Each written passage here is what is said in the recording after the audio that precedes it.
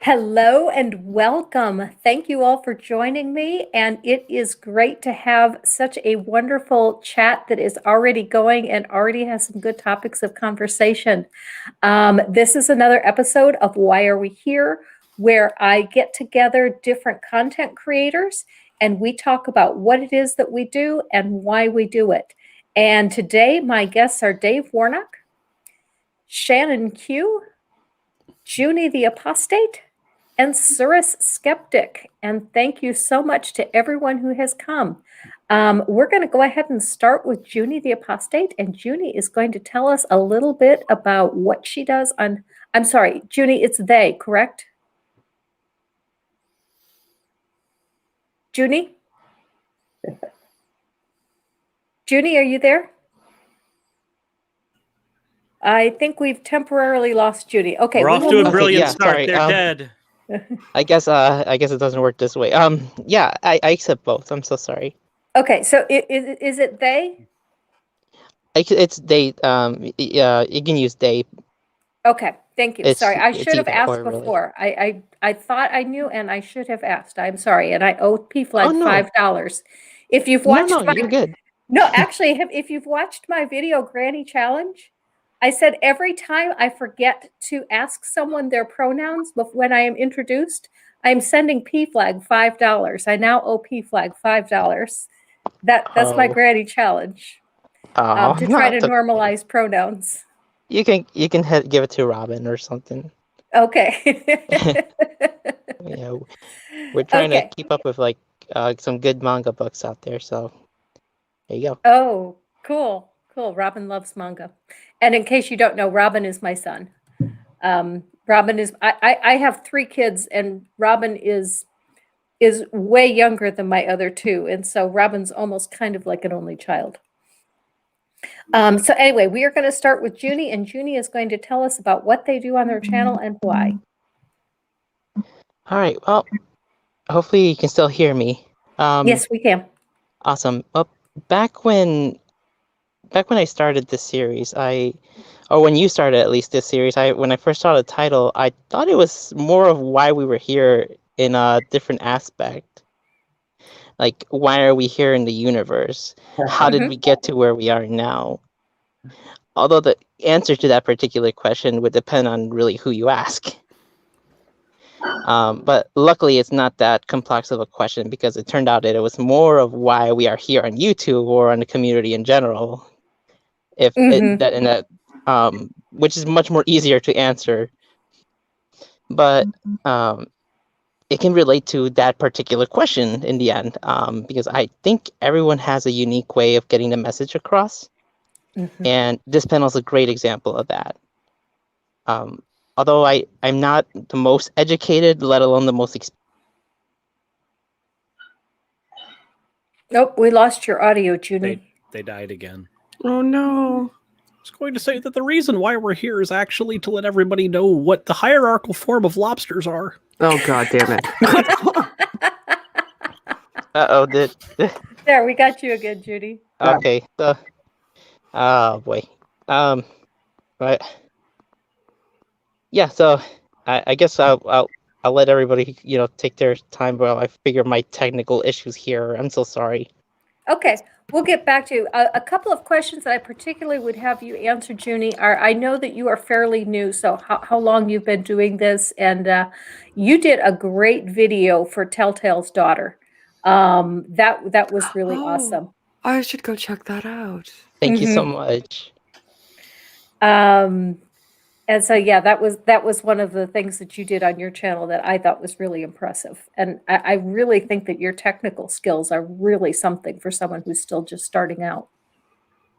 And the funny thing is, I do a lot of this just on my phone, which is not the most powerful machine out there, as you can see.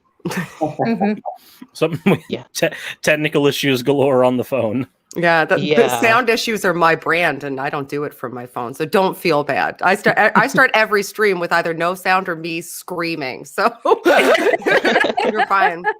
You are fine. Yeah. Okay, So we'll go ahead and move to Dave and Jyuni. Just let us know when you're ready again. So Dave, what do you do and why? Well, I'm like Jenny. I was thinking these philosophical questions about why we're here in the universe. So I prepared a message, and no, I'm just kidding. The question that's an interesting question for all of humanity. And back when I was a Christian, we would have said to know God and make Him known. So that's the only reason that counts to fulfill God's purposes. Yeah, I have a YouTube channel that I don't do a lot of regular content on because I'm lazy or busy or both. But what I have is I do a lot of guesting on other shows and co-hosting and things like that. And so that content is there. But the primary purpose for me, or what I'm about, what I'm known for, is the Dying Out Loud organization that was created a couple of years ago. I'm an ex-Christian. I was an evangelical pastor and Christian for many years. Deconstructed that about 11 years ago, and just essentially was an agnostic atheist, and I wasn't very activist in that. I was just kind of minding my own business and living my own life. And I was involved with some online groups and some local groups. But 2 years ago, a little over 2 years ago, I was diagnosed with ALS, Lou Gehrig's disease. And that kind of shifted my focus in terms of what I wanted to spend the rest of my time doing, and what I wanted to be about, because the prognosis for that was 3 to 5 years to live. And that's 2 years ago. So I'm doing better than I thought I would be when I got the diagnosis. In fact, someone on one of the shows, I think it was Atheist Experience to Talk Heathen, said, "Hadn't Dave been dying out loud for 10 years?" And no, I haven't. It's just a slow, painful death. But so I kicked up. I really began to get on shows and talk on podcasts and YouTube shows about dying and living as an atheist, looking at life and death, contrasting looking at death as an atheist, contrasting that with looking at it as a Christian, wherein it was all about eternal life and the reason we're here and God's plans and all those things. And then as an atheist, there's no God's plan. We have this one life, and how are we going to spend it? What are we going to do? Well, I started talking about the moments in life, and Carpe the fucking diem became my mantra. And so people started really responding to that, and so I started doing more and more of it. I'm doing a lot of writing. I'm working on a book, my memoir, and that's a big focus of mine right now, as well as the shows I'm doing like this and others that I get invited to. I do some TikTok content now just because, of course. You kill it on TikTok. Don't be bashful. No, I've engaged with some good people there, and I've gotten to know some good people. And for me, it's just about wherever the platforms are that I can reach people. I'm continually amazed at the people I'm able to connect with and reach. Just yesterday, I heard from a guy in India, another guy in South Africa, and then another guy 2 hours from here who sent me a picture wearing one of my shirts. This one, shameless plug, one of my Dying Out Loud shirts. So that's pretty much why I'm here. And the reason that I'm speaking out, and more so, like I said, I was just a quiet atheist minding my own business. But I started seeing more and more and hearing from more and more people who've been greatly, greatly damaged by evangelical Christianity and have been traumatized, and all from the fear of hell as a child on down the line. And I've just decided that it's too important of a subject to be quiet about, and that I have to speak up against it and against the nonsense that is propagated out there in the name of religion, in the name of evangelicalism. And we have to push back, because ignorance is no excuse, and people believing bad things causes people to do bad things. And if you don't think that's true, just think back to January 6th this year at our nation's capital when people believed that the election was stolen because a certain someone told them it was over and over again. And that caused them to do bad things. So we have to push back against bad belief. I'll stop because I could talk forever. Sorry, guys. I have a couple of questions for you. First, I'm curious about when you were starting to deconstruct as your faith was starting to, you were starting to question your faith. Were you still a preacher at that point? No, Okay. I was, the last pastor gig I had, it had ended about 2 years. I was an associate pastor at a large church and got sideways with the narcissistic pastor, so we parted ways. And about 2 years after that is when I came to the conclusion that it was no longer real, that it wasn't real, and that I believed a lie my whole life. Do you get a lot of people telling you that you were never really a Christian? Yeah. Yeah. Yeah. Yeah. And my response to that is this: if I wasn't a Christian, then there are none, because nobody tried harder than me.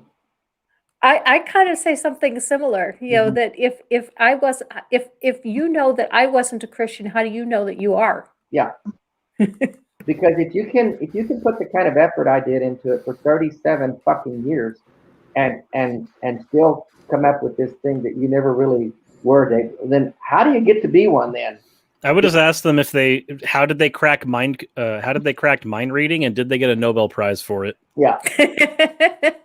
And if I wasn't, there's no such thing, because there's no Jesus anywhere changing anyone's life. That's the bottom line. So if I couldn't make myself into a Christian, then no one can. That's my simple response. But yeah, I've heard that one, and plus many more. I just hasn't heard that one. All those things. We all just want to sin. Yeah. I just want to do the sin. All the sin. And I often say, if I wanted to sin, I would have stayed a goddamn Christian, because I would there's no built-in accountability structure, and you always get forgiven. There's a get out of jail free card. That's right. Right.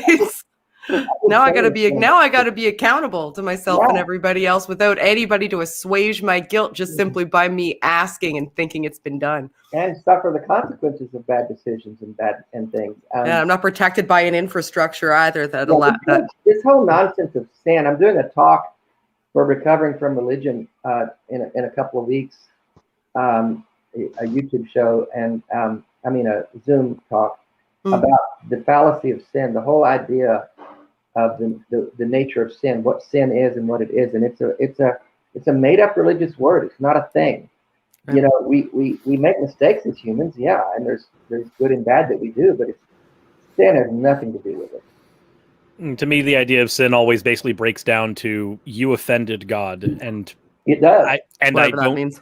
And at that point, I go, well, if he's a tri-omni deity and he's petty enough to be offended by the little things that I did, that gives me more reason not to care.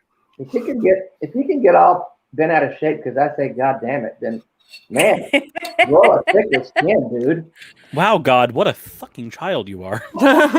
Or you drew a picture of a bird. Exactly. I understand if you don't want to answer this question. So if this question is at all uncomfortable for you, don't answer it. But if you are willing, what denomination were you a pastor for?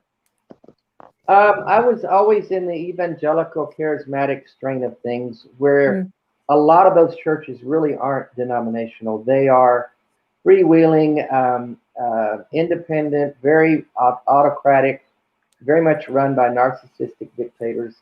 I was in theology, I would be what a lot of people would think of as Pentecostal, not classic Pentecostal, like handling snakes but I spoke in tongues, believed God healed, believed in miracles, believed God spoke to us, all those things. Okay. Shannon, you're up. What do you do and why? Well, I'm Shannon Q. I do lots of things, I guess. Mostly causes trouble on the internet. I do, yeah. I have a Twitter account that's a dystopian wasteland that I would strongly recommend you not follow at all. Look, getting trended for glory holes is perfectly acceptable in modern day society. I did I love trend it. over Glorio atheists. Yeah, so I co-host several call-in shows, including the Atheist Experience and the Sunday Show on the Line channel. I have a YouTube channel called Shannon Q. I have a TikTok account. I have a Facebook account. I have the really horrible Twitter account that I mentioned, Discord server, and all that stuff. I'm obviously an atheist. My wheelhouse is to I have a background in psychology, and I studied perceptual cognition and communication theory. So I talk a lot about dialectic and rhetorical dialectic strategies and rhetoric strategies that are utilized in conversations. I interview a lot of people on interesting subject matter, and I have a passion for cognitive and perceptual neuroscience. So I spend a great deal and a background in it. So I spend a great deal of time dissecting apologetics surrounding things like the soul, for example, and people who make claims about brains and how they function, and specifically religious, apologetic, philosophical claims, and kind of go through the actual cognitive neuroscience, and neurology surrounding those claims. And I'm a nerd person that does those types of things. I also am a staunch mental health advocate. So I spend a great deal of time countering Christian counselors, which are kind of this like cottage industry, particularly in the States, but around the world, where they're attempting to kind of usurp legitimate mental health care for people in order to keep them under control of the religion, and how harmful that is. I'm still sorry about that, by the way. Yeah, and that's actually Suris's goddamn fault that happened, because I went on a stream with him in Ocean one day, and he said, "Have you seen this video?" and sent me a video of a Christian, and I didn't know they existed, and now it's kind of like enveloped my life, because I felt that it was an absolute travesty that there were people out there that were with ostensibly degrees hanging on their wall that had all of the artifice of legitimacy, who were preying on people and charging people to tell them that they're full of demons, or that they need to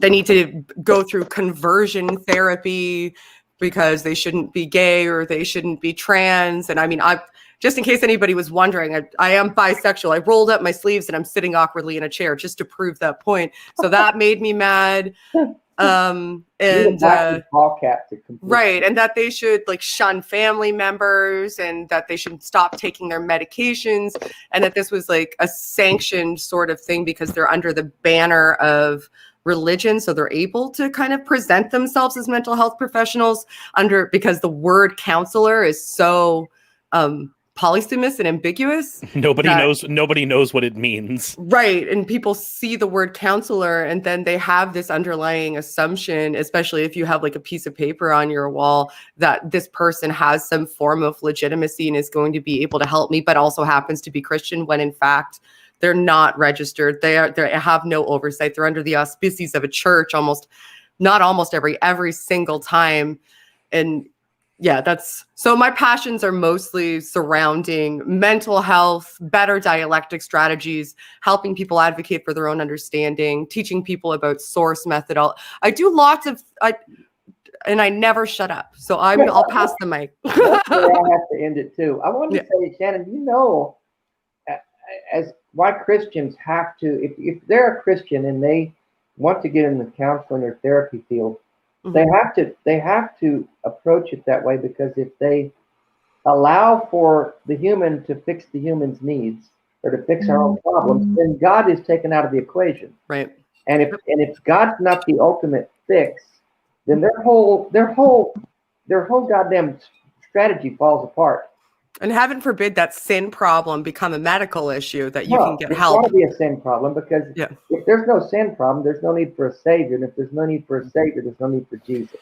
Yeah, which is why they attack psychology. So 1 second, exactly. Sir, but they attack psychology. I really wish that there was more psychologists, psychiatrists who are atheists who are speaking up, because they target psychology so heavily, and that's the reason people don't realize that that's like a linchpin thing, right? Right. Taking care of people's mental health and letting them understand what makes them to a degree that robust Yeah.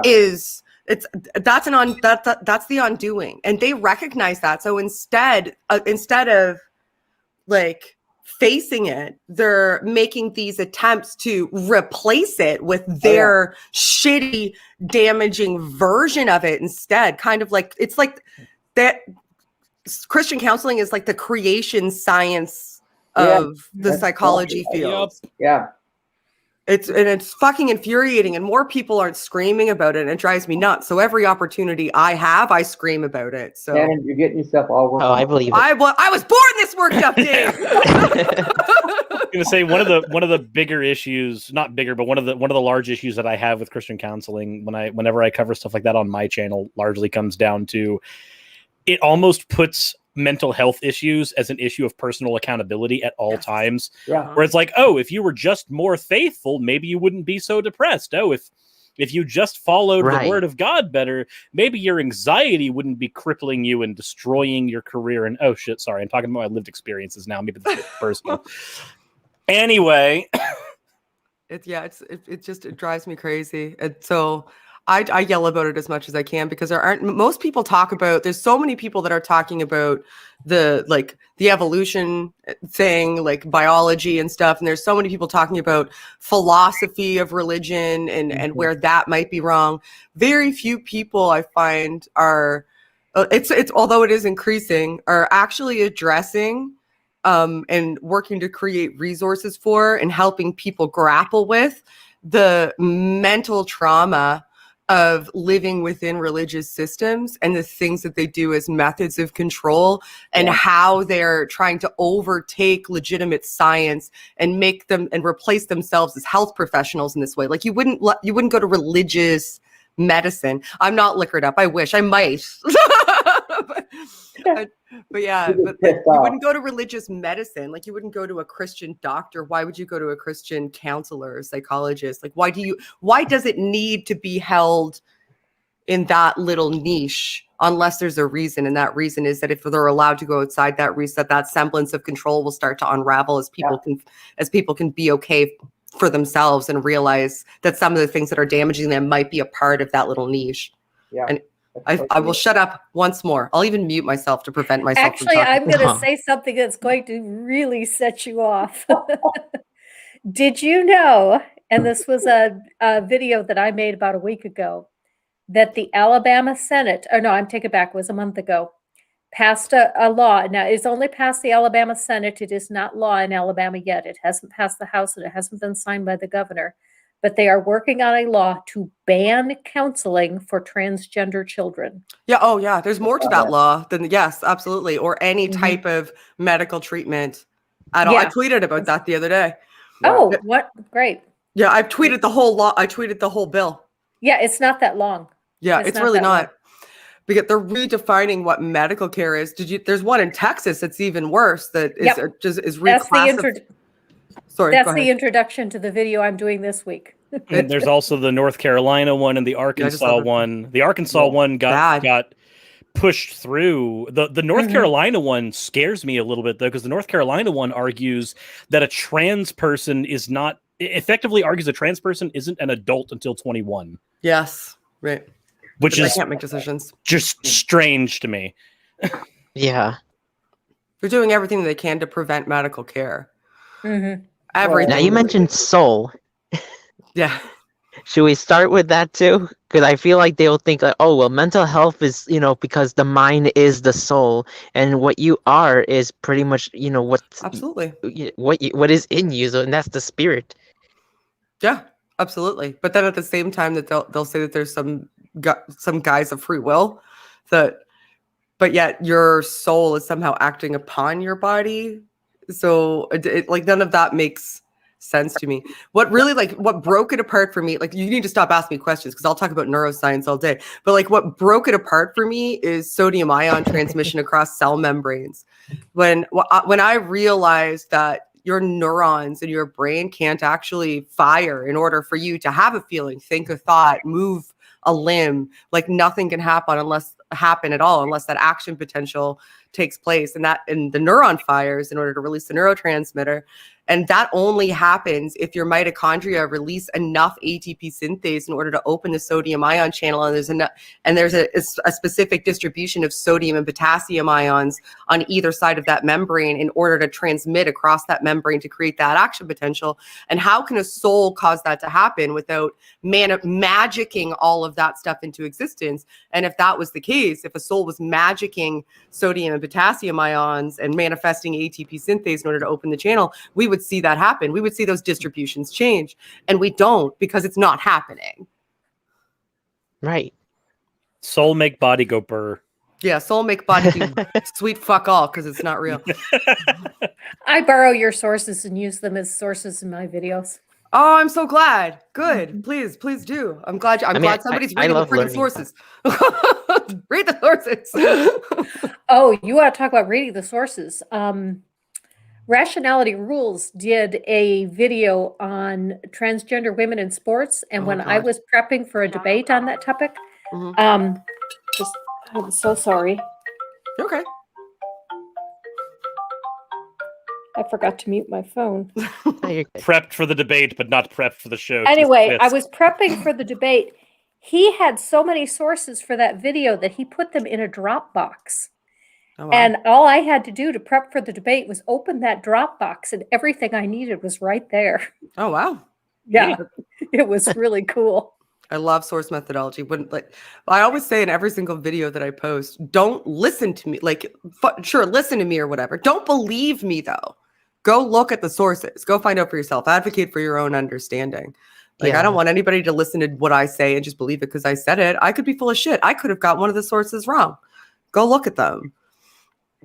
But pretty much don't take our word, even though, no matter how smart anybody sounds, it's like, just do the research yourself. We can only, present the information. Right. It's best to just, do the research yourself. Yeah. More people should. What do you do, Suris? Yep, that's what I was supposed to say. What do you do, Suris? That is a very good question. I'm still trying to figure that out myself, and I've been doing it for 3 freaking years. Anyway, so I do a myriad of things. I started on my channel for about a year doing strictly your standard run-of-the-mill atheist, dunking content. That's actually when Shannon was one of the first people in the larger atheist community to find my stuff and shouted me out on Twitter. From then, it was working with Telltale and Prophet of Zod and unatomizing myself as I went. But after a while, I realized that on my end of things, it started to seem less like religiosity was the big issue that I needed to be dealing with, and it was more people's personal politics. Because what tends to happen, at least where I live, is people have their bigotry first, and then they grab their Bible and look for some post hoc way to rationalize their bigotry. So I went, okay, maybe if I attack this from a more political angle, maybe if I attack this from a more philosophical angle, where I'm looking at ideas and going, okay, what are you actually saying? And why are you hiding behind your book to say it? And started tackling content more that way. And that's what I've been doing largely for about 2 more years. So if you stumble on my channel, you will notice there's a little more of a overt political bent in what I do. I'm generally going, no. Social issues suck. Let's try to make them better. That's a lot of what I end up doing right now. And there's a lot of experimentation on my channel. You guys notice I'm a gender bent cat girl right now. That is something that happened as of a month and a half ago. Blame my fans. They're weird. I found that cat girls love politics. Apparently so.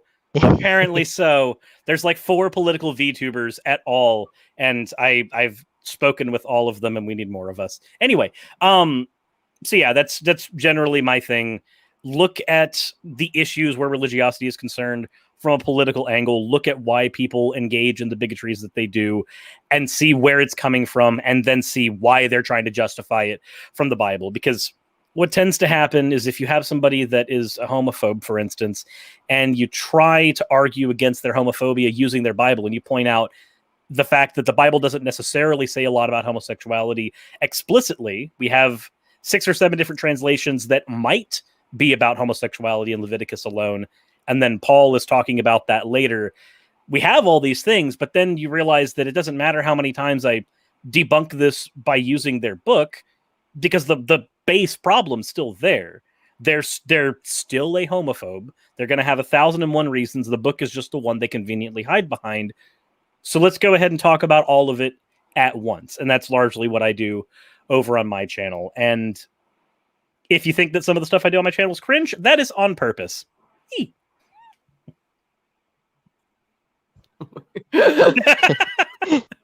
No worries. Oh my gosh. I love Suris's channel because it's fun. It's fun over there. And That's also, I hate Suris because he keeps introducing, like, he purposefully sends me shit. He knows is going to send me nuclear just because, like, Paul does the same thing, though, to be fair. I think people just like watching me escalate.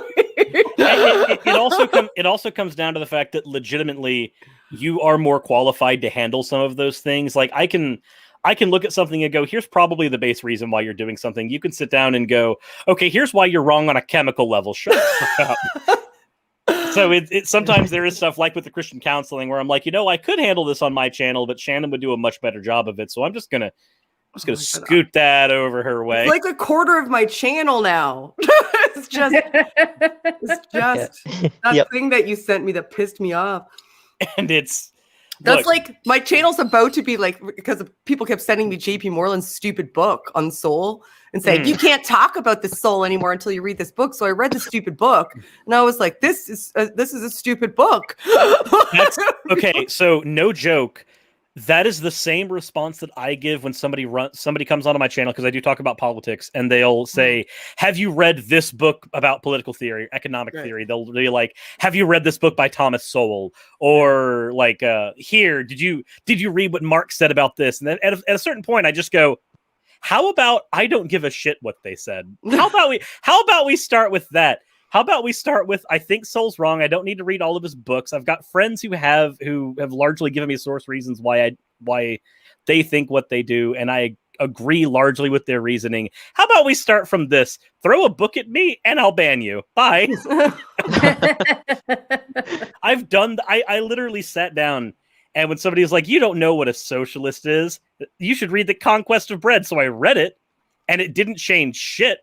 And I was just like, cool. You've made me read not hundreds of hours, but several hours now of an incredibly boring book written by an old Russian dude, and I just don't care anymore.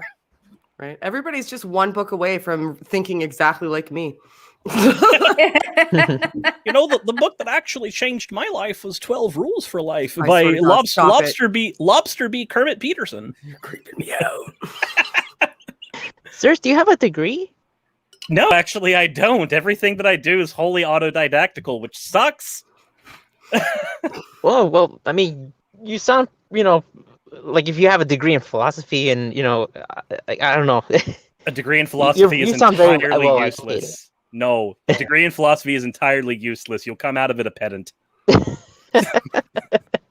As somebody who loves philosophy, there's two things you get from a philosophy course. From any of my friends who have taken courses in college or even gotten degrees in philosophy specifically, insofar as that's even a thing, the two things they've said you come out being a semantics asshole, and also having a pet issue that you just won't shut up about. Those are the two things you get from a philosophy degree. And I'm just like, cool, I already have those. Maybe that's why you sound like a philosopher. Damn it, kill me. Somebody please help me not alive right now. I just love the art on your channel too. That is what's funny is most of the art on my channel is literally like if somebody submits fan art and I look at it and I go, oh my God, that's really cool. Can I talk to you? And then I'm just like, okay, so how much money do I have to pay you to make me assets for my channel so it can look better? The amount of times that I've done that, there's been like, wow, this fan art's cool. Can you draw me a desk? Oh my God. You need a Paul. I just go, Paul. That's where all my art and stuff comes from. If it was up to just me, and he mostly does it, I think, just out of like sheer being fed up with my bullshit, because if my channel would just, there'd be no thumbnails, every clip would just be like me mid conversation. That's what every thumbnail would look like. There'd have been no tags. Everyone needs a Paul. You can't have this one though. This one's mine. I have an That's artist. perfectly fine. Hutch Holloway is my artist, and all of the granny art that I have was drawn by Hutch Holloway. And I'm getting ready. Yeah, I'm getting ready to launch being able to join my channel as soon as Hutch finishes drawing all of the emojis for it. And he's got 6 of them done. Emotes are super good and can get very expensive depending on the artist. So it's... What are emotes? I have memberships on my channel, and I just took pictures of myself and my cat and made them tiny and changed my hair color. But I don't know what an emote is. What is an emote? I have a bunch of emotes, and I'm getting. I'm gonna regret asking this to you, aren't I? I'm gonna get spammed in the chat tomorrow morning. Probably. You're gonna have an army of people, at least 100 people, going, well, if Shannon doesn't know what an emote is, allow us to demonstrate, and then you'll have 50,000 papegas. And then I'll hide under my desk because I still don't know what they are. But now I have way too much information. I actually had a whole segment on a live stream where everybody in the chat just kept spamming ooh at me, and I just hid behind the desk because I can do that as a cartoon. I can just animate myself hiding behind my desk midstream. Is that true, Shannon? God activates. I don't necessarily think so. Actually, it depends on what you mean by God. If you're talking about religious, and it also depends on what kind of drugs. This sounds like DMT. This sounds like DMT conversation. Yeah. Well, DMT is a GABA agonist, though, right? So that's not going to do a lot for conscious experience. I mean, if DMT isn't produced actually as heavily in your body as you might think by the pineal gland, and it's a GABA agonist, so it operates kind of in a manner that regulates circadian rhythms and puts you in sleep states. So, which can explain kind of why dreams are this surreal sort of state, for an example. But I would need a lot of qualifiers to understand what is meant by God and drugs, because all kinds of different drugs do all kind of different things. They act on different neurotransmitters, and they focus on different components of the brain. And what somebody means by God, do they mean a religious experience? Do they mean an altar call? That's maybe what they're talking about, these spiritual experiences, worship, intense worship, or speaking in tongues, or these experiences where people are convinced they heard from God or experienced God. I think there's been science that shows that there's a certain drug or emotional thing, and I don't know the technical terms, but it's released in us, and so we get this. It's dopamine. Yeah. Something like that. Yeah, I think that's probably what they're talking about. Please, God, insert your dopamine into me. Well, that happens a lot of times. That happens a lot of. She'll send me the literature. Okay. So that can happen in a lot of different experiences, though. You can go skydiving and get a dopamine hit too. Exactly. So it would all be that would how you interpret that would all be attribution based and contextually based. Exactly. So if you've got a predisposition to attribute that to God, then when you have those experiences, that's where you're going to label that. Right. That makes that makes total sense to me. It's a misattribution error. Same way with a lot of people's experiences of talking to God within their head is actually a misattribution error with their internal monologue, which is very common. We all have an internal monologue that is somewhat actually kind of divorced from the self, because you can be acting out in the world and conscious of your actions while still having an internal monologue going on. So if you're acting out in the world and having actions and consciously experiencing your environment while also having an internal monologue, it's possible that you can have a misattribution. That internal monologue is like God speaking through you to you, which is why I fight against this preconception that being religious is a form of delusion, because just definitionally it isn't, because there's so many weird things that your brain does on a day-to-day basis without religion even, that causes these types of misattribution errors or hallucinatory experiences or misperceptions, that you being primed to interpret them through a specific lens isn't a type of mental illness. It's just funneling almost these innate experiences into one perceptual filter. I was about to say, it sounds like it's just a filter at that point. Right. You don't want to label it mental illness, but you can take that can go to an extreme where you end up on the street talking to imaginary people.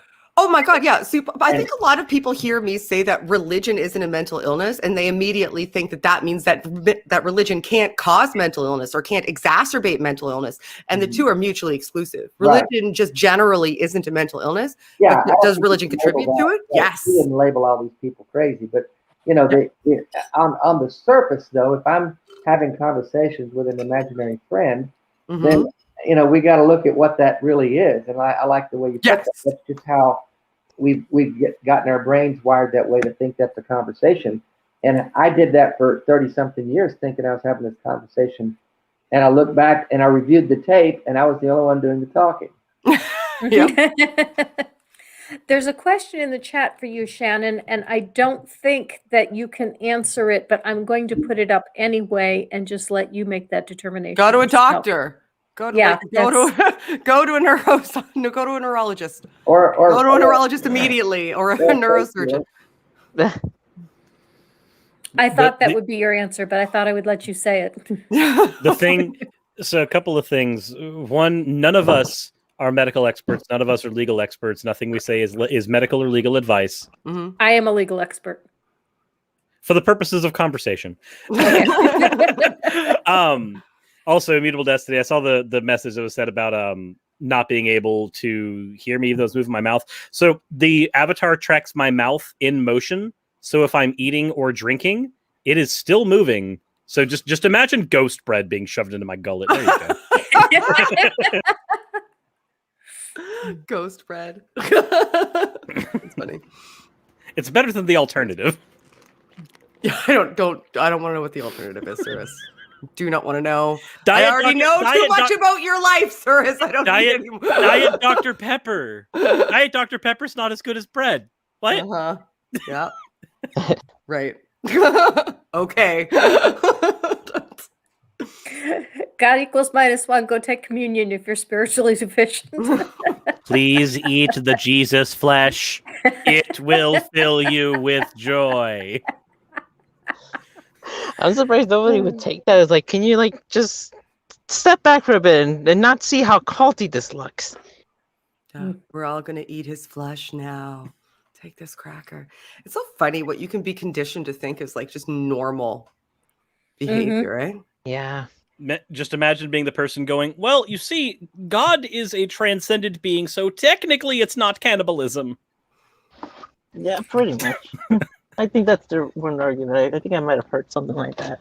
I'm not even pulling that one out of my ass. I've actually heard somebody use that as a response, and I'm just like, right. I don't think that makes it better. Right. Cannibals for Jesus. Well, I've used this joke several times, but actually it was originally Robin's. Robin came up with this one, is that the reason that Jesus can't return is because the Catholics keep eating him. I heard that, that Jesus won't return because there's a bunch of crosses and he's afraid of crosses. They were so desperate for God to be inside of them, they took it literally. Jyuni, we didn't let you finish, so go ahead. I was gonna say, I think I'm ready. Okay, go ahead. Let's bring this back into the circle and start from the beginning.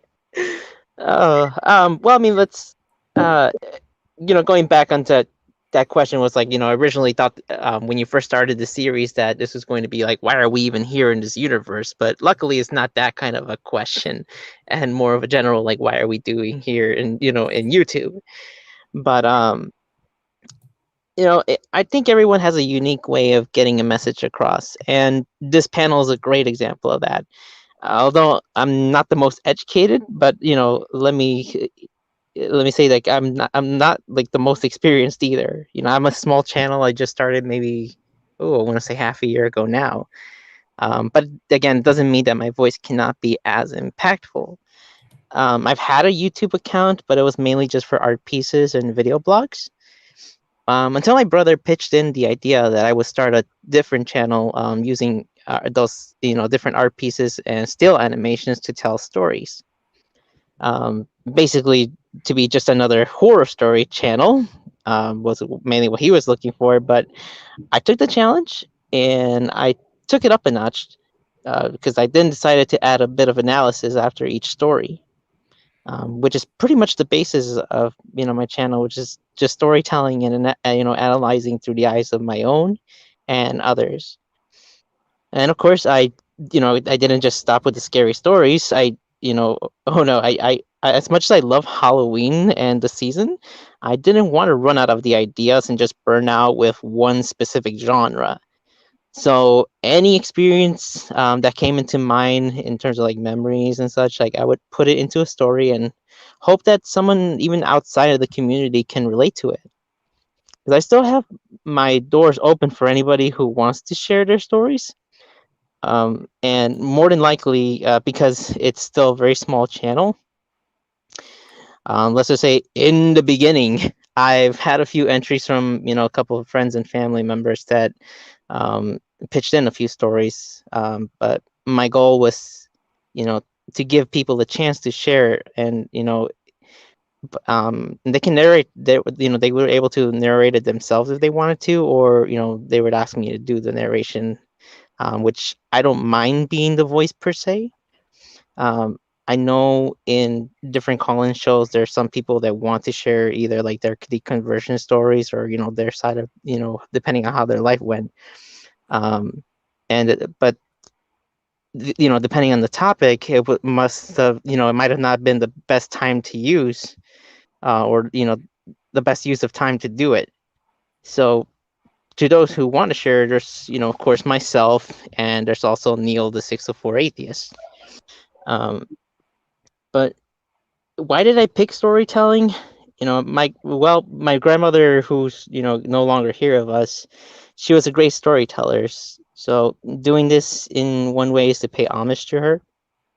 I'd have an interesting conversations with her about each one of the stories that she would tell, and so that's why I love to not just tell a story, but just talk about it as well. Growing up, a lot of people, including myself, were given folk tales, and which is also why I wanted to begin with those scary stories, because folk tales that scare people to obtain certain behaviors isn't, in my opinion, the best way to do so.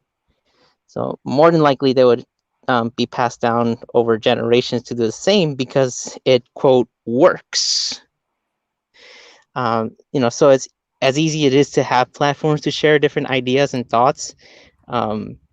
Some can use that advantage to share their ideologies, and can be degrading to other, fellow human beings. And so I, as well as most of us in the community, bring out a bit of light to counteract those hateful presentations. And that way, like if somebody in the middle stumbles upon those particular videos, they'll perhaps see the counter argument. So that's the hope for it. With all that being said, I admire everybody's efforts here. But going back to how this may pertain to that particular question is why we're here in the universe. Well, I was told that when I was born, I was born with that purpose. That over time, it seemed that that purpose was just to be a disturbance in the world. And the coincidences that were happening around me only gave me that so-called proof. And eventually, I came up with this crazy idea that even though I wanted to be with God, what I was just probably ended up just being placed to be, the Antichrist. And that I was born to be, to place the blame on, just like Jesus was born to die for our sins. So the channel is kind of a bit of an apology letter from my past self to my future self, and to those that I brought down with me when I was a Christian, who thought everybody, you know, who wasn't a Christian was just merely existing to get in my way of the Lord. I know, crazy, right? My partner is she's kind of a bit of a spiritualist, so she thinks I just might be a disturbance in the lives of people, but for the better. As having an impact on somebody's life can do good too. I'm also doing this because I'm terrified of public speaking. If you haven't noticed, it's one class that I've dread from going back to school, and finishing. So the grand scheme of this whole thing is just to get used to monologuing and speaking in front of an audience. And even though I've done theater and love the art of voice acting, I can never cross that line of being graded for a speech. I do get my inspiration from different content creators, of course, but everyone again has a bit of a unique way to tell their side of the story. And so now this is the part where I ask, what's your story? And this is the part where I was also going to hand the mic over to Dave as well. Hey, that's perfectly fine. We can take it back from this. Oh, I'm sorry. Did you have something there? No, I'm just like, darn. Oh, well, I think that's a great way to end, because anybody that's listening has the opportunity in the comments section to parlay off that and leave their story. Mm-hmm. I just subscribed to your channel as you were speaking, Jyuni. I'm really looking forward to seeing your content. And I've enjoyed listening to your story about why you create content. And I'm enjoying meeting you. So thank you for being here with us. Me too. That's an honor. Thank you so much. I would say I'm enjoying meeting you, but this isn't the first time I've met Junji. Yeah. The first time I was actually quite surprised. I think it was it on Neil's show? It was either Neil's or Neil's after show is where everyone meets. It was no, we met on Purple's. We met on Purple's originally. Yep. Oh, Purple rhymes with orange? Yeah. Yeah, okay. That makes sense. And I still don't have my moving avatar. I was gonna be the other VTuber here, moving around and talking with you guys, but I just don't have the time to rig, and so I've ended up trying to look for I guess you could say anybody who was up for the challenge. I would like you say, Suris, just throw them money so they can do the work for me. It comes down to artists don't get paid enough to do the shit they do. So when you have an opportunity to pay an artist to do their shit, do so. I would recommend you the person who's done my model and rigging. However, I also know that she is like 2 months behind on all of her work, so you would not get anything anytime soon. That is cool. I actually reached out too, and I felt bad, because when she mentioned how backed up she is, I'm like, oh no, I just added more to the stress. My artist is available, although he is also a college student. So if you ask him to do something, he likely will tell you, wait till exams are over. That's also comes down to there's the separate issue that there's a wholly different skill where rigging a model's concerned, because you're taking the artist work and then putting a skeleton in it, basically, which isn't the easiest thing to do. Yeah. So I'm trying my best to do it myself because I have all the pieces and that I need for it, but it's either somebody else is using the computer like today or I just don't have the time. That makes perfect sense. I know the struggle. I had to wait for a while to get mine done. Yeah, and you mentioned, doing scary stories. Paula Gia just recently did a video, which I thought was really interesting, that mentioned that horror stories can actually trigger, can actually ease. Now, I can't remember if it was depression or it was anxiety. And I thought, wow, I never would have guessed that. Really? Mm-hmm. Yeah, because like I said, most of the stories that were told, for me at least, it was just to obtain a certain behavior, and I always wondered, why are we told these? I take it back. It wasn't Paul. It was Vice Rhino that did, because he was saying that that's why he had never watched the movie Aliens, and now he watched it. Yeah. That guy. That guy's problematic. Just a walking dick joke.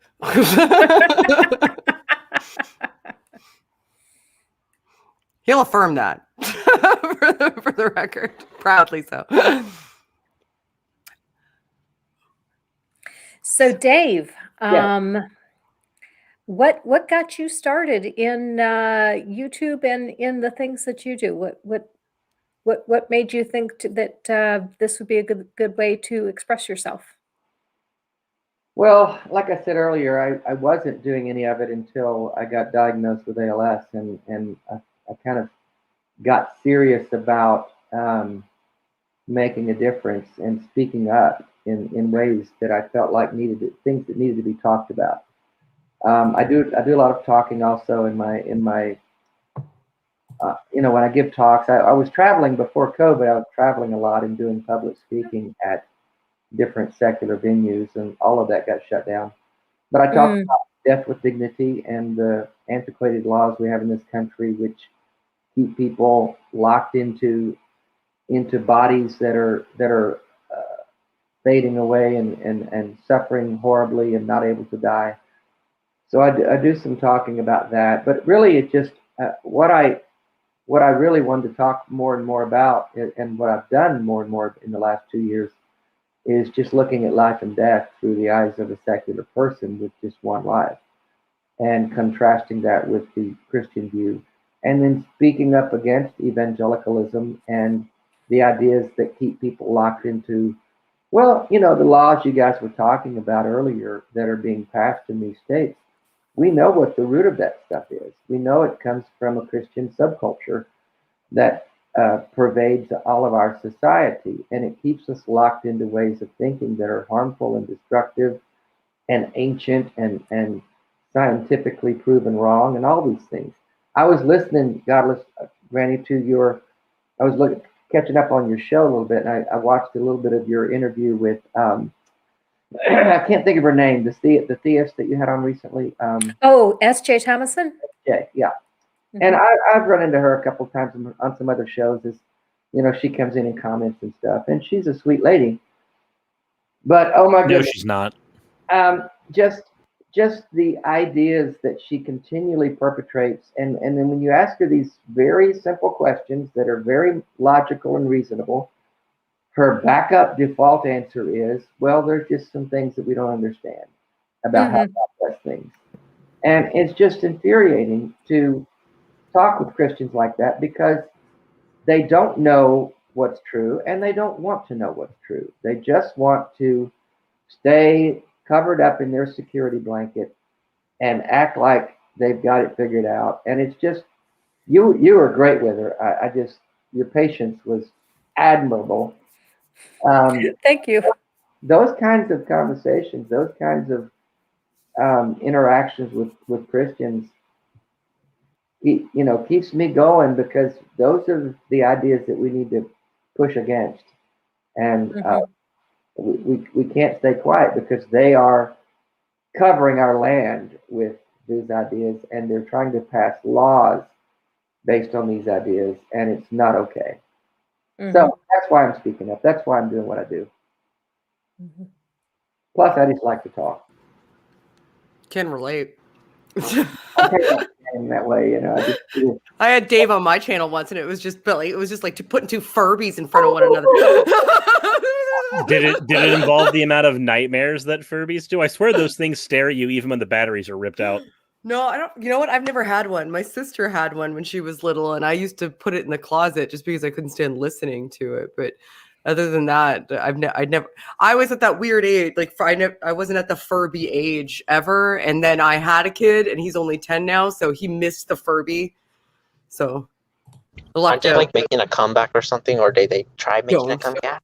Don't tell me that. Yeah. You know what? Just hand them Pokemon. Pokemon's enough of a wallet drain on its own. Sorry. Yeah. The comments are going nuts because I made the mistake of saying SJ is a nice lady, and they were, no, she's not. No, she's not. I'm going to say from personal. Were we talking about? I'm going to say from personal experience. based on the way, and it's not a show about talking about SJ, but based on the way that she talks about people after they've died, and based on the way that she talks about women's rights, no, she's not a nice lady. Well, let me say this about that. Because I was on a show recently, and they had a theist on there, a pastor, and so we had I can't remember what show it was, but we had a good conversation. And here's what I want to say about people like that: they are better people than their theology. They're kinder than their theology allows them to be. And this is what I've run into over and over again. You take good quality people who are generally nice and generous and kind, and their theology forces them into ideas that are incongruent with goodness and kindness and love. So they have to make a choice. Do I follow my instinct, which is kindness and generosity and goodness, or do I stick with this goddamn book and this goddamn theology, which condemns and is full of hate, and they're backed into a corner because if they're going to be a good and faithful Christian, they've got to stay in line with the theology. No, and that is a good point. It's the whole, like, there are some people, like I mentioned earlier, that hide behind the book. The big three comes first, and then there are some people that have the whole, like, it's not that I hate X person, it's that I'm a Christian and my Bible says X, and therefore I do X. And that's not to say that there are people out there who are genuinely angry and mean, and they just want to watch the world burn, and they'll tell you that you're going to hell, and they'll laugh about it. So I think those people too. I think for some people, though, there's a divide where they don't necessarily realize that the end result of the logic that they use leads to human suffering. I know. And it's not just with the individual we're talking about, because I want to move away from that. I'd rather talk about ideas than people any day of the week if I have a chance. When I've encountered them, I'll say things like, and I'll back them into a corner, and I'll say things. So you think if a person doesn't accept Jesus as Lord and Savior, they're going to burn in hell?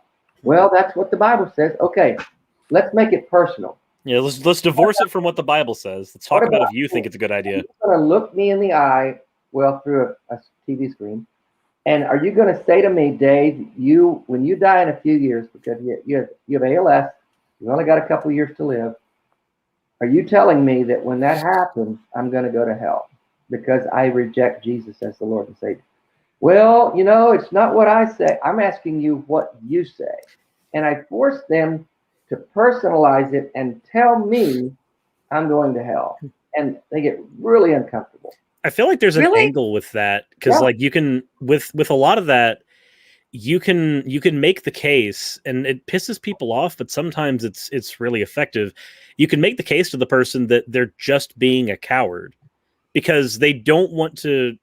Effectively, they're trying to say that it's okay for you to burn for eternity, and that's a fine thing for one reason or another. But they're going to hide behind, well, it's not my job, it's not my decision.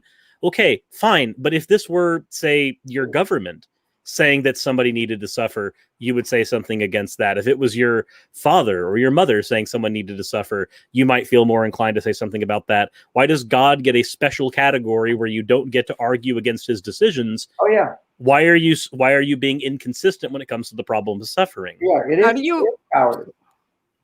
Go ahead, Shannon. Oh, I'm so sorry. I thought there was a law where I could cut in. I'm trying to be good. I was just wondering how you account for people that, because I've encountered many people, like personally and like through this, whatever it is that we do, and that go annihilationist then. And there is scriptural support for annihilationism, strong scriptural support for annihilationism. But I don't understand annihilationism then, because then, like, what's the punishment for sin? What's the reason? Like, how are we being held to account? Like, it gets a little worse than that with annihilationism. Yeah, though. Not just I just a don't lack of understand punishment. So consider the world, like the world we live in is a world that, as far as we know, has no afterlife, right? Right. So through this lens, the annihilationist rhetoric is identical to God just killing you, because the alternative is you living, right? And then you don't live. So they go, oh, well, it's better if it's annihilation. Okay, cool. So you're pro-murder then.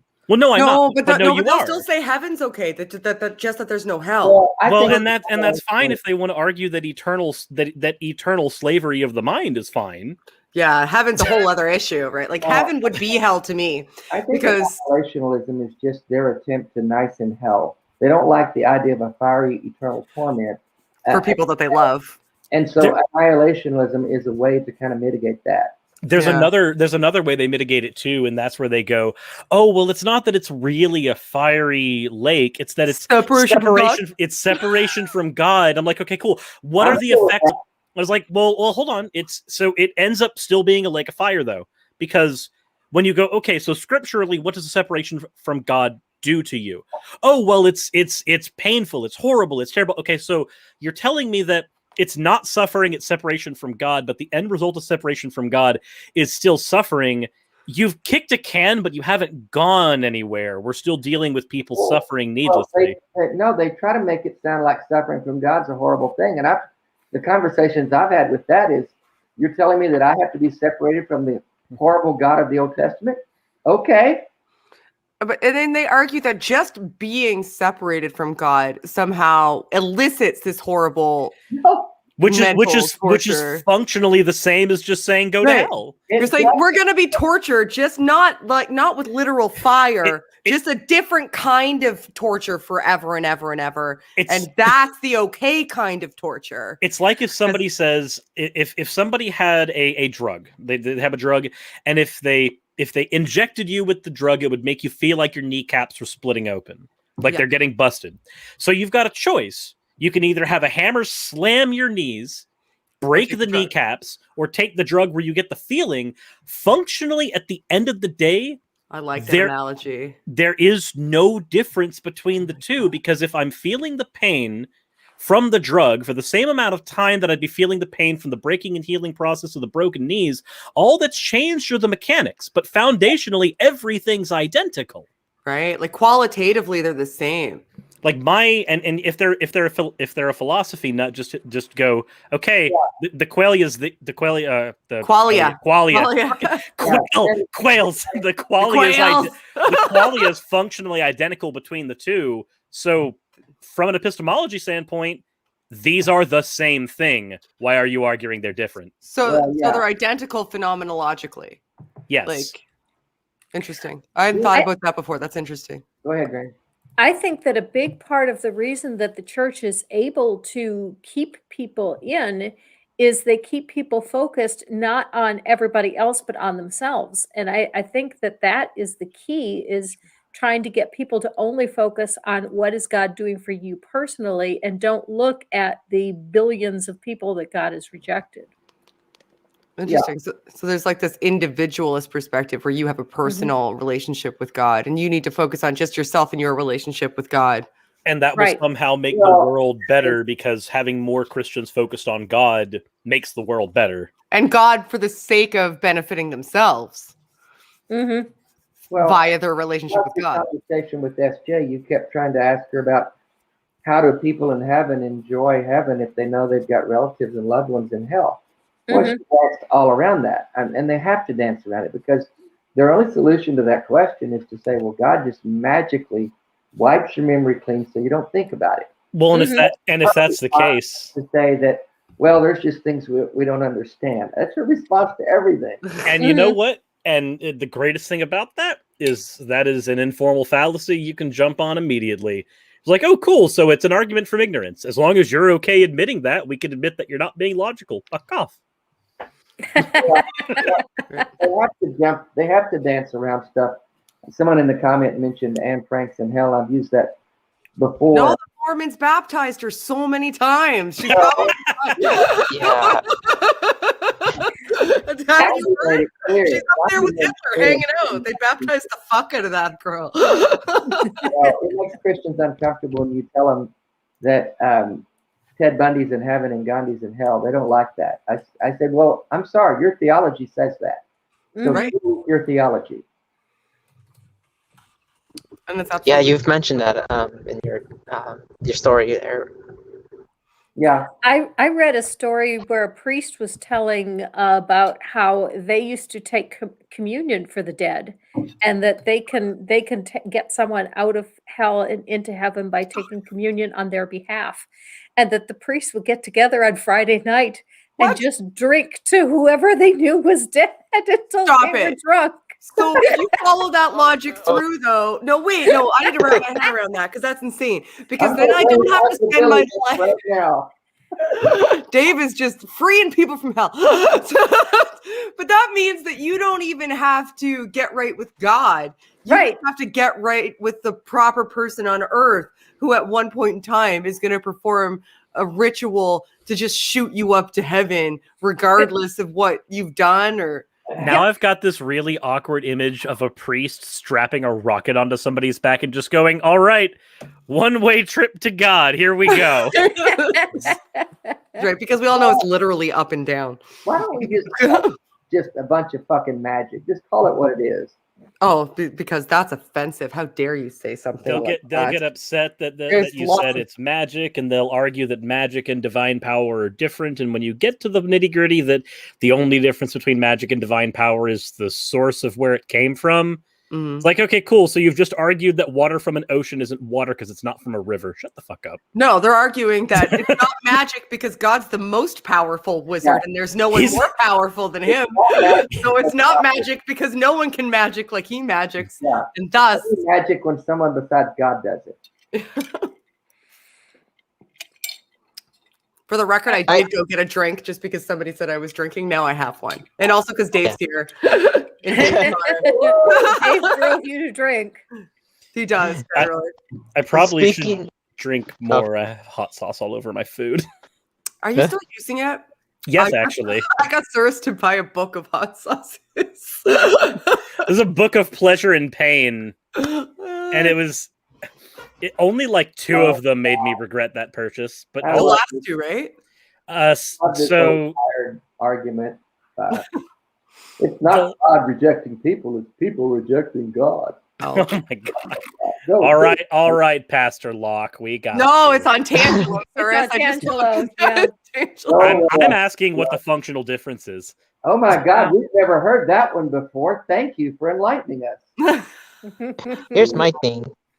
I don't think a deity can survive without people spreading the belief. Otherwise, the idea of one just dies off. Mm-hmm. I would agree.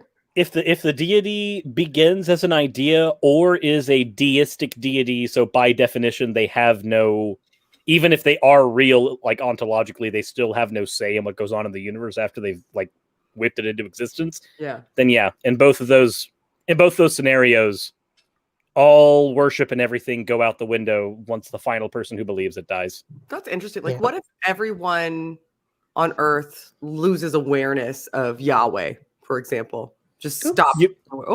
We lost Dave. He's dead. Oh no! No, don't say that. No. Oh God, no! I just realized that's really awkward for me to say in that situation. I'm sorry, Dave. I'm glad you didn't hear Suris being the worst human. I just got kicked off. What happened? Probably your internet. I'm sick of your shit. Did you kick me off, Shannon? Probably. Yeah. Maybe. As you see, Shannon has the power to destroy anybody on a show and destroy a show. I've looked at the comment section on Atheist Experience. They all say that. I do both simultaneously. I am ruining that channel. I said God doesn't do magic, and then he kicked me off. So, God is some evidence accumulating. Hey guys, I'm polite. I'm coming back to God. That's something bad about him, and God's just like, listen here, you little shit. I'll show you, you little motherfucker. Dave was raptured. I'm about to left behind this bitch. This channel has been Shannon. That is true. It's just rife with technical issues and sound issues. That's my brand. Imagine having go anywhere without that. Imagine having a technically stable channel. Just imagine it. I couldn't. I wouldn't even know what to do. How cringe. Shannon, everything was fine until you started drinking. I don't know what to say about that. maybe when I drink, I become magic because I haven't touched anything. Scientifically, as the alcohol is metabolized in Shannon's system, pheromones are created and they leak into the hardware, which then gets into the internet and it just destroys everything. I have a lot of objections to everything you just said. I don't know where to start. Well, it was all bullshit, so we can start with that. I'm aware. I was aware before you gave it that qualifier that yes, it is in fact all bullshit. However, there's probably at least one person who'll listen to that goes, yeah, that actually makes a lot of sense. No, stop. Don't. You are the reason the flat earthers have anybody to talk to. It's amazing what people think pheromones do. Just like it's utterly amazing what people they're magic attraction drugs.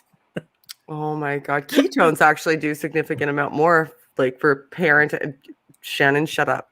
See, I had a rum now and I should probably shut up. Godless Granny, have you had other Christians on your show? Because I find that it's hard to engage with them, isn't it? I have found it hard to engage with them as well. I've invited a number of them, and most of them usually won't come. But I did also have on the Dry Apologist, and he was rather interesting. Now, Stephen Tiger is not what you would really call a theist. I've had him on twice, but he is a deist. Oh, is he? And he has a really interesting perspective, because I was thinking, if I was ever to believe in a God, it would be the way he believes, because he doesn't believe in the Bible at all. But he has more of a deistic view. Yeah, I didn't know. I follow him. We connect on Twitter, but I didn't know his story. I find him. I've had some interactions on TikTok, and a guy was on there in his comments he was going to prove God, and so I invited him on the Atheist Experience when I knew I was going to be on there in a couple of weeks to please bring your proof of God. We've been looking for it, and he didn't show, so I didn't. I have this incredibly long, complicated mathematical theorem, and it proves God. I am willing to say all of the numbers randomly for an hour straight on your show. Don't talk to. Did you see me on the Atheist Experience with that guy? Who? He literally, somebody called the Atheist Experience and literally had that argument. He was like, there was these numbers. I found this pattern in the Bible, and it's statistically, and like no one can refute it. And I was like, okay, what were your what analytics did you use? Which formula did you use? He's like, I'm not sure. I'm like, well, what was your post hoc analysis? Huh? I'm like, you must have used inferential statistics. You couldn't have used straight statistics because you're making an inference off them. So, like, how many data sets did you have? Did you use something like a t-test, or did you use like a chi-square? Did you use like an ANOVA? Which type of ANOVA? How did you quantify your variables? And he had no idea. Yeah, I remember that one. Imagine using stats and then just being bludgeoned with them. But basic stats too. I was like, here's some terms from introduction to inferential statistics. Are you aware of any of them, since you're using inferential statistics to make an inference based on statistics? And he was like, well, I don't do statistics. And I was like, but you just said you did. You just said you proved God with statistics, but you don't even understand what they are? That seems weird. I love that one. Oh my God. How long did you let him stay on the line? Oh, I kept him as long as he wanted. Oh, Matt eventually. Yeah, that was awesome. I can't with those people. I could have talked to him all day about statistics. It's amazing how conversations end when you say cite your sources. It really is. That was from the that was from the chat. That's ripped that wholesale. He was talking about descriptive statistics. He didn't know the difference between descriptive and inferential or analytical statistics. Like, he didn't know. He was just saying, I have this descriptive statistic. All correlations are a descriptive statistic. Doesn't mean shit. Sorry, Godless Granny. It's okay. I just wanted to make a comment to Aunt Jur, because Aunt Jur is concerned about Otangelo's sock account. And Aunt Jur, as long as both accounts that Otangelo is using are being respectful and not making rude comments, I don't care how many accounts he comes in with. That's fine with me. What do people like that think they're doing when they're doing this? Seriously. I wonder, What does he think that God is just rewarding him for trolling like this, or what does he think? Does he think he's got someone? He's got a bucket, and he's trying to collect his God points, and God is just going to rain them down. Well, I think that's what it is, because as a Christian, I remember thinking that, the word doesn't return void, and you throw it out there like seeds, and God will cause the seeds to take root in someone's heart. I hope you're listening, Atangelo, because that's fucking bullshit.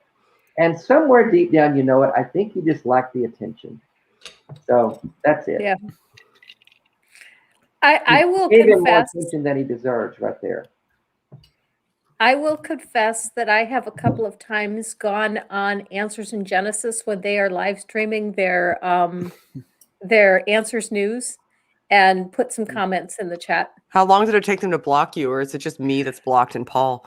Well, the first we're not allowed to comment on the live streams anymore. I'm blocked from their Facebook page. I'm blocked from their Twitter. The first time I did it, they were blocking anything that I put up there, even though and then I put up a comment saying, "Why do you keep removing my comments? I'm not being disrespectful. I'm just expressing a different viewpoint." That's and why. they left that comment up. And one of the other people in the chat said, "We don't see any comments from you." Why?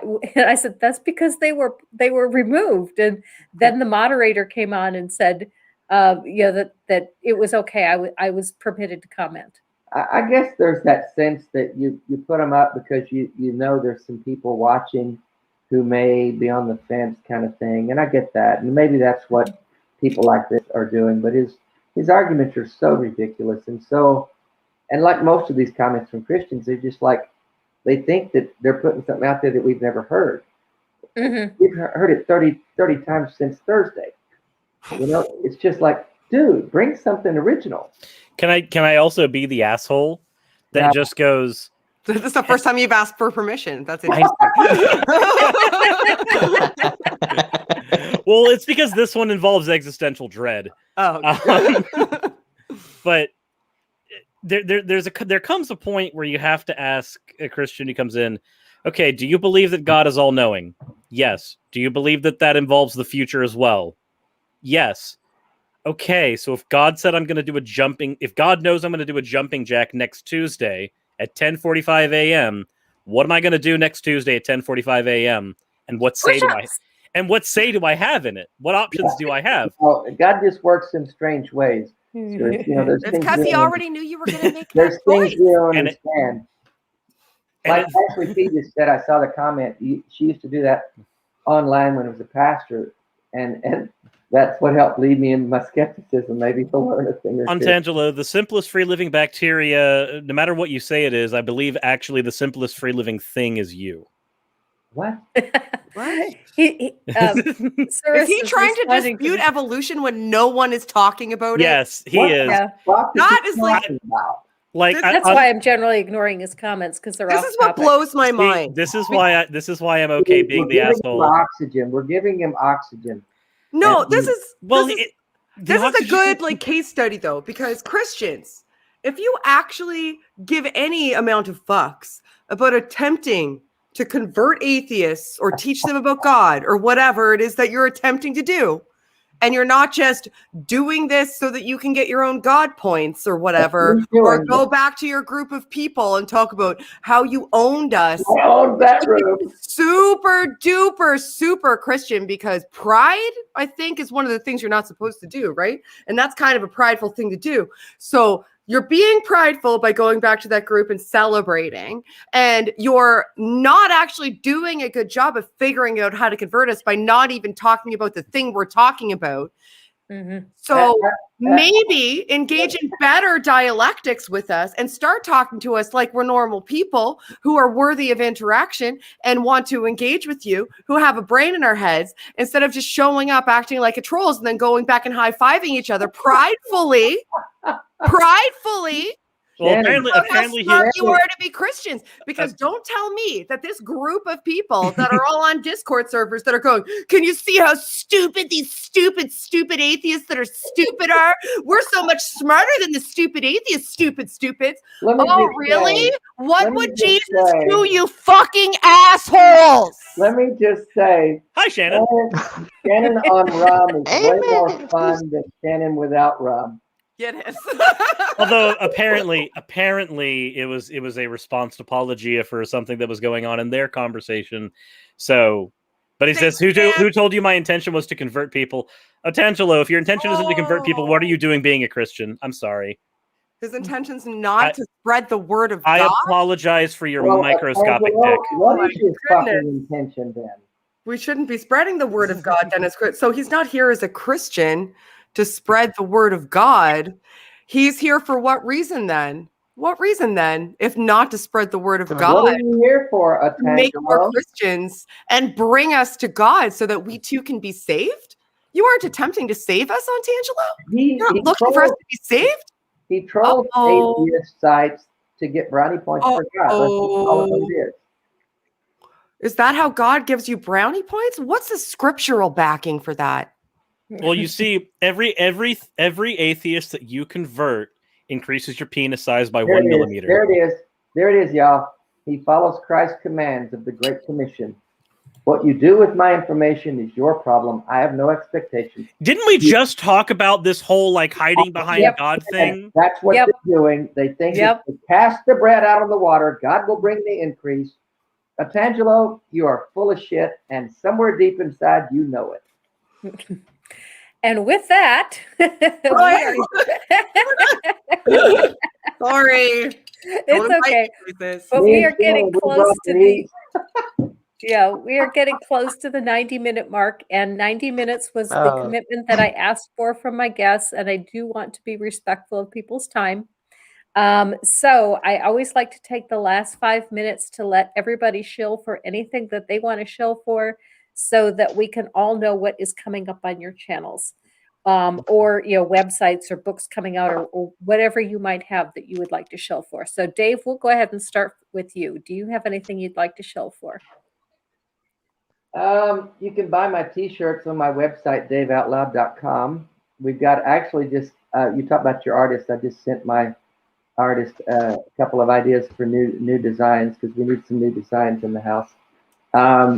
Buy Dave's cups. My coffee cups. Oh, you know what? I've got this merch site, and you can get anything printed. This is really cool. And on this site, you can order a shower curtain with one of my graphics. And so I've got this graphic, which is nothing but my face exploding, because it's supposed to represent what ALS does to me. But this dude ordered a shower curtain with that. So he sounds boring. Bought a shower curtain with my face on it. And other than that, I'm doing some stuff. I've got Atheist Experience next month. I'm back on there co-hosting with Matt, I think, this time. And I haven't been on with Matt in a while, so that'll be fun. And I've got Recovering from Religion, a live show, Zoom show. So if you're connected with RFR, get on that. It's later this month. You can see all my stuff on my calendar at daveoutloud.com. That's all. You're so organized. No, I've got a really wonderful assistant, Bevan. Bevan and Marie. So both between the two of them, they keep me in line. There was a comment in the chat, and I can't get to it because it was before we went live. It was a joke, but someone jokingly said, "I bought a cup from Dave, and when I got it, it didn't look exactly like what was advertised, so I want a refund." Oh, really? Yeah. So if you go back to the very beginning of the chat, you might be able to find it, but I can't access it from here because it was before we went on the air. The person was obviously joking. They also had a winky face with it. Okay. Yeah. I had a joke from somebody in England, or in Europe or England or somewhere, that bought a mug, and he said that was a $45 mug, and I thought, oh shit, what? How is that possible? And he said, well, after tax and shipping and all that, yeah, okay. Well, I didn't know they were shipping it to Antarctica, but You know, that's out of my control. That's not my thing. Oh, that's the what did it look like, Teramo 6? Oh, UK. Oh, is that him? Mm-hmm. Oh, there. Okay. Yeah, he ordered it in the UK. So sorry. I had a similar experience. I bought a Viced Rhino mask, and I was going, do I really want to pay $12 to ship a $4 product? Exactly. I mean, But I said, yeah, I really want a Viced Rhino mask, so I did. no, I know, and I don't want people to do that. I don't want them to spend that kind of money on my stuff. But yeah, it's just I appreciate the support. I think people are just doing it to support what I'm doing with Dying Out Loud. So I appreciate that. Okay. Jyuni, what do you have coming up? Well, speaking of us dumb atheists, I'm doing well, I've been working on a project for a while because time and my horrible management skills on time. So hopefully by the end of this weekend, I get to release it. And it's a response to a response of a response video of Matt Powell's Space Octopus. Oh, God. I will have a couple of special guests, hopefully, or special appearances. So stay tuned for that. And I'm also under. Well, I'm trying to work on another project as well, and it's mainly just doing key conversion stories for the month of April. And I'm currently editing 2 so far. And I will have an interview with one person this Friday.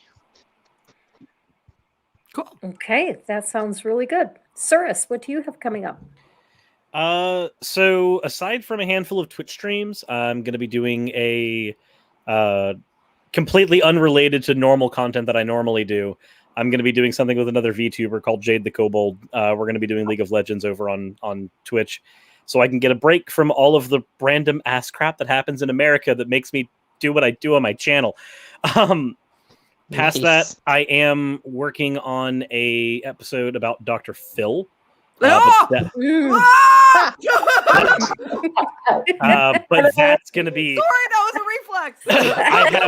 Unfortunately, I do have to wait about a few weeks before doing it because the reason I was going to do the episode was because a content creator I really, really respect mentioned their time on Dr. Phil, and then they got doxxed after coming out about their experience.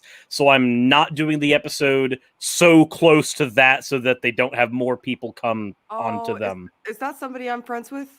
No, actually, it's from a completely different YouTube community. Okay. I can send you in private DMs though. Yeah. I'm not. Sorry, go ahead. Yeah. I just know it's happened to more than one person. Right. Yeah. But that is a thing that it was supposed to be the episode that I was working on that was going to come out today, but I ended up doing the Armor of God episode because, well, again, proximity of release. I wanted to make sure that I was reading the room properly on that one. So aside from those things, the other thing that's going on is as soon as I can get my 3D printer to stop making spaghetti, I'm going to be getting some 3D models of my avatar built so that maybe I can start having a merch line of some freaking kind. But again, I need to make it to where when I print out a dog, it doesn't come out as, again, spaghetti. It'll take some time. 3D printers are devilcraft. I'm still trying to push the idea of like a plushie. The thing is, though, is that I have... That's what I need in my store is a plushie of Dave. Jamie Dodger just did one, and I think the little Jamie plushie is the cutest thing ever. I was going to answer. Atangelo's is still going strong here. He'll never stop. That's okay. Just let him be. He says, I'm full of Jesus, Dave. What are you full of? I was going to say bourbon right now. But that just said logic and reasoning. But I'm right now, Atangelo, I'm full of bourbon. So I win. I'm full of Captain D's fried fish right now. I just drank a mason jar full of rum. It's just water for me. I'll take bourbon over Jesus. It tastes better. Can't relate. So, Shannon, what are you shilling? What am I shilling? I'm not good at shilling. Like I'm bad. I do have a merch store, but my merch store is entirely just filled with. I created a religion once called sexual humanism, and Godless Granny made me a blanket. Like before you even had a channel, I still have it. I should have brought it out. Like I have, it's in my other room. I brought it the last time I was on your channel. So Ken Ham is an asshole, and I created a fake religion called sexual humanism to like raise money to send an LGBT person to university in Kentucky in the name of his ministry. And we've sponsored a scholarship for $5,000 to make sure that AIG sent a trans person to college to study science. So my entire store is just filled with sexual humanism merchandise for that reason, because that's the only reason I made the store. It's still there. So if you like sexual humanism, it's cool stuff, but I don't promote it really. And I have Anthony Magnabosco on. I love Anthony. He's going to be on Thursday. So I'm having him on Thursday to talk about dialectic ethics, which I'm very excited about. And I'm going to be on.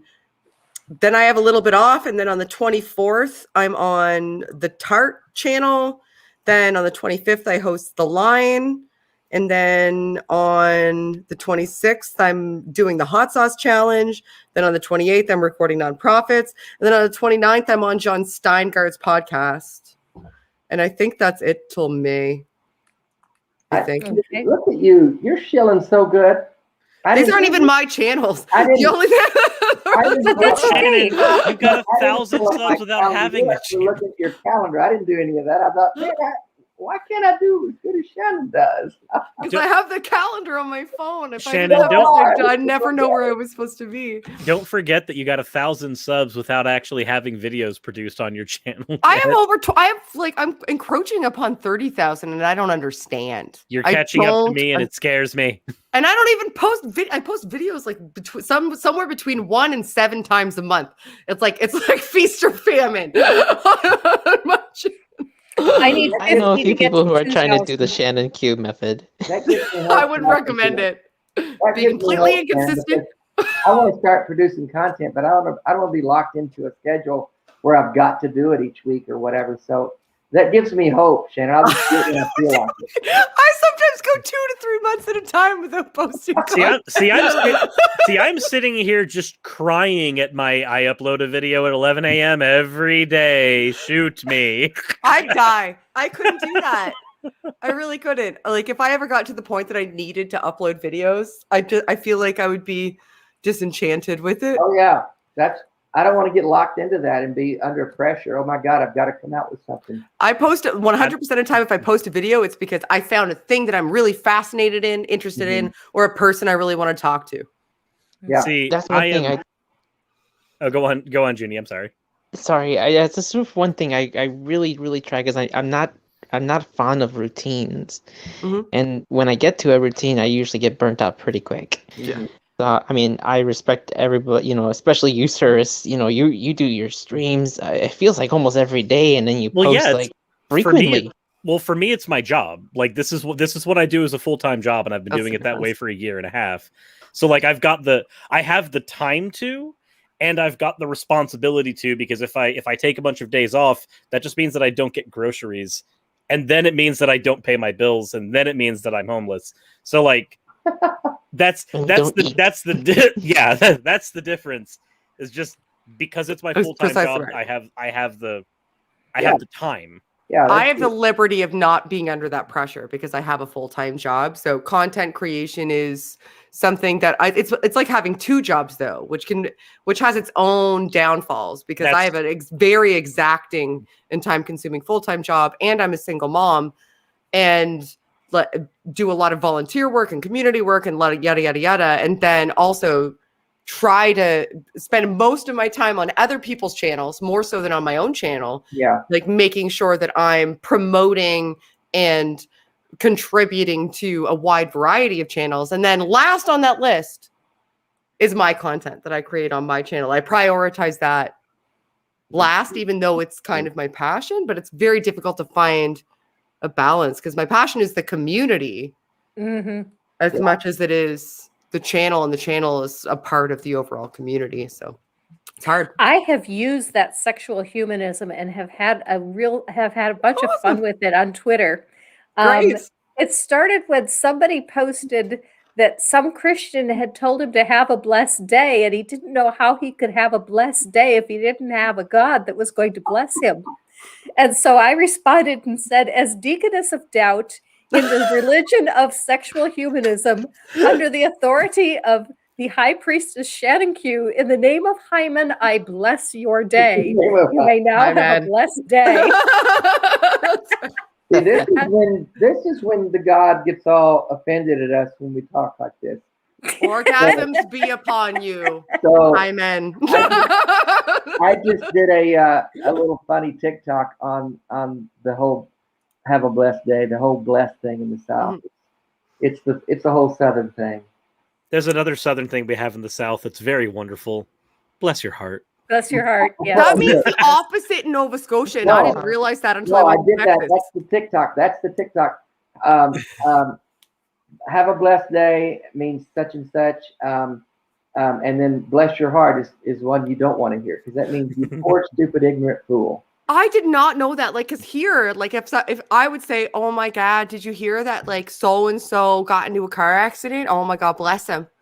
That means my accent just dropped so that I can say that. But like here in Nova Scotia, what that means, if you say, oh my God, bless him, or oh, bless your heart, that means that something bad happened to them. You should feel bad for them. You should be concerned about them. Yeah. Totally different. Bless your heart means you're really ignorant. Yeah. I was wandering around Texas saying it to people until Ocean took me aside and was like, you need to stop saying that to people. And I was like, why? Because like you're literally calling them a moron. I had no idea. I had no clue. Like I was wandering around People's Forum and people were telling me stories that were like sad stories. And I was like, oh my God, bless his heart. Okay, Shannon Q. I had no idea that I was saying basically, oh my God, your friend that died's an idiot. Oh my God. I had no idea. Shannon, speaking of Faithless Forum, is there a date yet? I keep hearing. Not officially, tentatively, pending, maybe. I've talked to people. I've been on shows and they've said, well, I bought plane tickets for such and such date. What? Yeah. June 18th to 20. And I no. said, correct. I got I would sincerely hope that I would have heard something about that, because I'm a speaker. I need to get tickets too. What? Fuck? I don't know why they're doing this. I still have tickets from last year. I didn't take a refund. I just left it and said, let them carry. But I'm trying to make plans for travel, and I wish they would lock it in. Whoever's in charge of that, Shannon Q. I'm sending a message to people that aren't. I'm not in charge. I think Thomas Westbrook is in charge. I think Thomas Westbrook is in charge, isn't he? Oh, that's right. He was before. I'll reach out to him if he knows anything. Okay, anyway, well. Sorry. That's okay. What I have coming up on my own channel is I'm currently working on a video that is a response to Brian Holdsworth claiming that using that if someone corrects you on your pronouns, that is bullying. And so as a trans ally, that really got under my skin. I'm doing a special stream this Saturday. I realize that the hour that I stream is a terrible hour for the British. So I am doing an all Brit stream on Saturday at 11 a.m. our time. I'm on Central Time. And I'm going to have several of my friends in the UK on that stream, which is just a friend stream. Next week on Monday, I get my second COVID vaccine. And so I probably am not going to be in condition to do a live stream next Tuesday. So that's part of the reason why I'm doing the Saturday stream instead. So next week, there will be no live stream. And depending on how I feel, I don't know if there will be a video next week or not. Probably will be, because I've gotten to the point now where I can put them together in about 2.5 days. When I started, it was taking me 5 days to make a video, and now I could do it in about 2.5. So that's what I have coming up. There are links to everyone's channel, everyone's link tree or their channel or is in the description of this video. So if you are not subscribed to everyone who is on this panel, please do so. especially Jyuni. Jyuni is relatively new to the community, and Jyuni needs subs. Oh, thank you. Yeah, very tiny channels. Subscribe or die. What? What? Nothing happened. What are you talking about? And I want to say thank you to everyone in the chat who has come and has really added to the stream. And thank you so much to my guests. Thank you, Shannon. Thank you, Suris. Thank you, Dave. And thank you, Jyuni. Thank you all for coming. And until next time, live your life. Thanks. It's an honor. Fun Bye, time. everyone. Hey, Shannon, shoot me a message when you find something out. Oh my God.